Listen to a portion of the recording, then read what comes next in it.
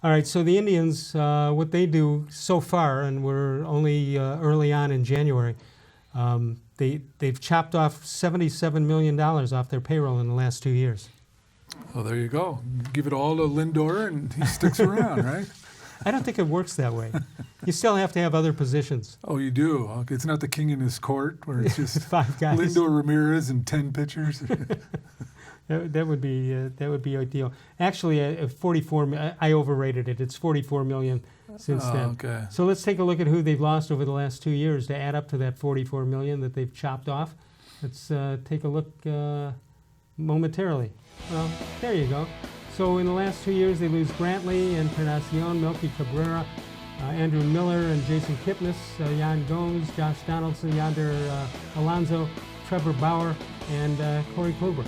So Bauer and Kluber will be the 1 and 2 starters from last year. Brantley and Encarnacion and Kipnis were 3 of the top 4 hitters when they went to the World Series, I believe.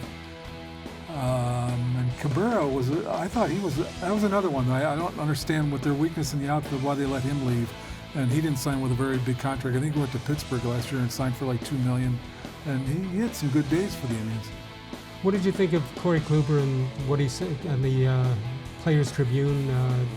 Thanking the Cleveland fans. Well, that's typical. I mean, that's him. I mean, it's nice when you run into utterly professional athletes because you don't run into those kinds of guys enough, and he was one of them, and that was a very classy move to make. And he could play.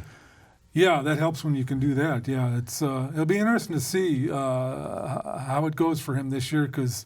Remember, before he got the broken arm, he wasn't pitching very well. Right. Those first 7 and he's going to have starts. the heat of Texas, which will be tough on pitchers. Yeah, and I don't know how the new ballpark's going to play the old one as a launching pad, so maybe it won't be so much. It'll help the pitchers.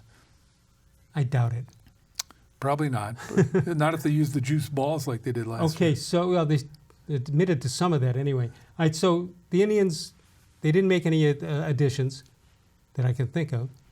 Cesar Hernandez. Oh, Hernandez, second baseman. His reputation not all that good as far as running balls out and Hernandez. Yeah. Yeah, I've never seen him play much, but he's got pretty decent numbers. I mean, he's not a star, but he's seems to be a pretty solid everyday major league player. Would you revisit Yasiel Puig? I wouldn't. Maybe they will if he doesn't sign with anybody, and it's, like what they did with Carlos Gonzalez last year. They brought him in after camp began, and if Puig can't find anything, maybe if they could give him 1 year and what he made last year, they might take a look at him. But there's just so much baggage there, and I still cannot get out of my head the game in Minnesota where he hit the ball back to the mound and walked right to the dugout. Yeah. This was a key, important game late in the season against your number 1 rival, and you just quit on your teammates. And he's playing for the contract. Yeah. You would think. That too. And he just walked to the dugout. And I was stunned, as much as I think Terry Francona is a Hall of Fame manager, I was stunned that he didn't take him out. Right, so if the Indians don't make another deal, obviously they're pretty loaded in the pitching department, starting pitching anyway. Yeah. Can they stay competitive and make a run for it?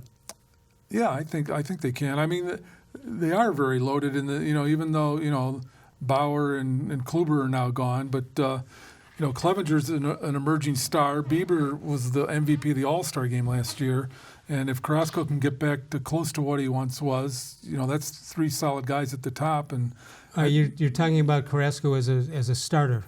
That's their what plan. You think it'll be? Yeah, they've said that they're going to take him to camp and build him up to be a starter, and then see where it goes. But I think they can still contend. I mean, we have to assume that Ramirez is now over that, whatever that was, the last part of 18 and the first part of 19. He sure came back at the end of last season. Yeah, he came back and looked like his old self. And if he's his old self, and Lindor will be his normal self. Right. So you got 2 big bats there. You got bats in the whole infield has bats.